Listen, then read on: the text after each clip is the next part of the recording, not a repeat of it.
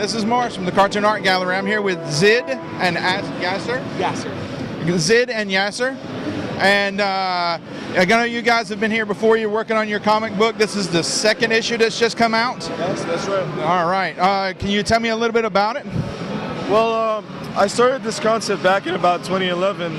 WAYL is the story of a character, protagonist called Sufyan, who comes back from, he's an Arab Canadian protagonist who comes back to this capital city of Jordan, or a dystopic version of the capital city of Jordan, to take over his dead father's business, only to find that also riddled with corruption and crime.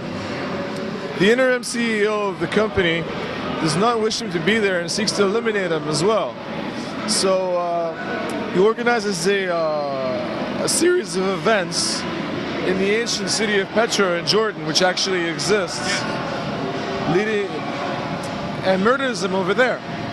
However, because of the supernatural power of the city, he doesn't actually die and transforms into a super being called WAYL.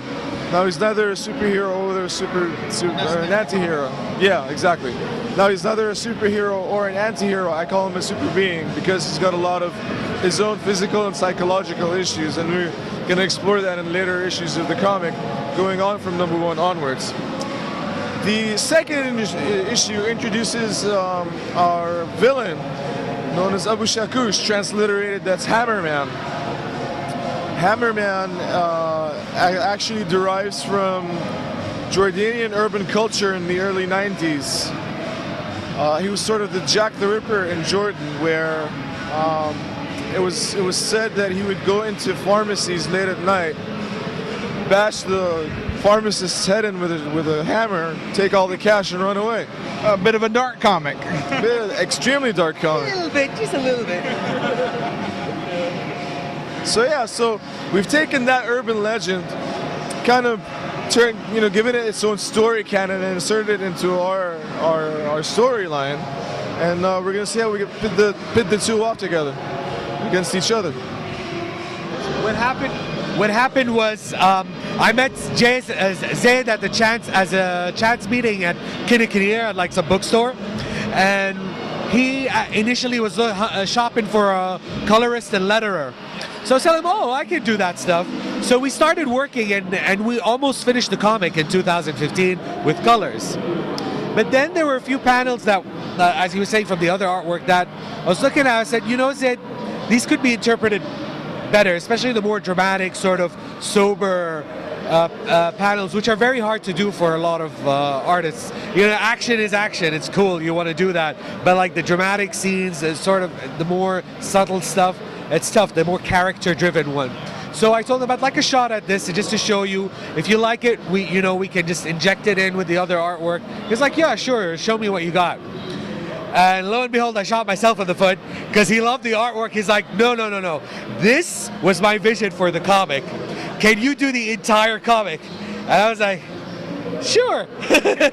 He's lying. He loves doing it. I do.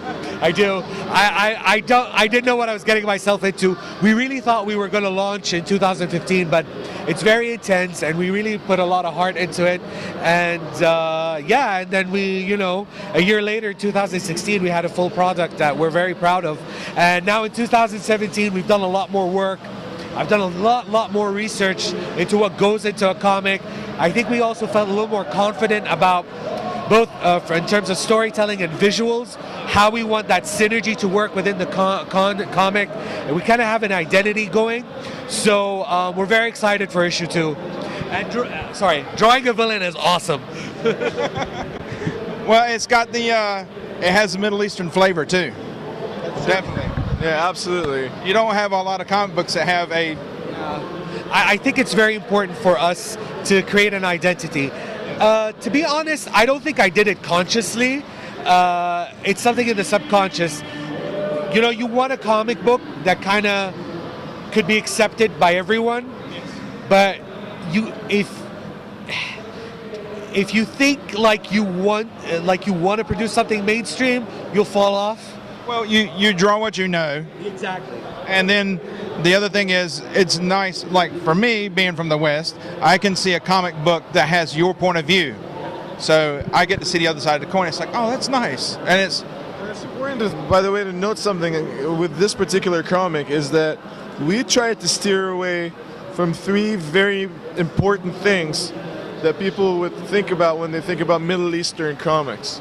Number 1, we are not approaching a socio-political agenda. yes.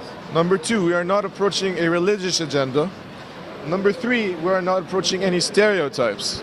So, we are not having the Genie in the Lamp or the Arabian Night in the, with a scimitar in the middle of the desert. Terrorist, I don't know what theme. Well, you have enough culture outside of just those things. Those are, So those are like cartoony. Are actually molded in such a way that they are relatable and so human. You can find them in any street, on any corner. In any part of the world. And any person who's read the comics so far has actually said this is so grounded in reality that it can be in a parallel universe where these powers exist and these conflicts can happen, even though it is set in a real city, as you can see behind us over here. So, you know, I think that's one of the strengths that can and does draw people to the comic, and hopefully it will do so moreover in the future as well. Yeah, I mean, that's exactly it. I mean, it's drawn, I mean, we really did want to stay away from cliches, but it's kind of hard to get the balance between making it something that's accepted by the mainstream or a portion of the mainstream who would be into independent stuff, but at the same time putting your own flavor. I think the trick was, what I told Zaid is, I need to go back to my roots with art, and art is all about insight and getting inspired from your environment. So when we broke it down to sort of those kind of bare necessities, sorry, not to quote Disney, but like when we broke it down to, you know, to the brass tacks, as they say, the style just came in, the story just merged, and it just all came together really well. So, yeah, and I was excited about the script, so that helped. So, aside from the comic, your comic first issue is sold out. You've got the second one out, and you can get the first issue online. Yes. And then, how was Comic-Con this year? Yeah, I know. I think Comic-Con is definitely, you know, the hype's increasing every year. People are interested, and I think the most important part, the diverse interests are growing. So it's no longer about specific, you know, like the big 2 comics or anime or specific collectors. People are looking for different stuff, different content. And I mean, aside from us as well, what's really cool is you're seeing people go over to the artist alley and trying to support like up and coming new artists. And I think that's really, really important because they're the future content developers. They're the ones who are going to also, I mean, we're part of those guys who are going to set the trend for the future and sort of how this all works in the region. So it's good to see that growing. Thank you both.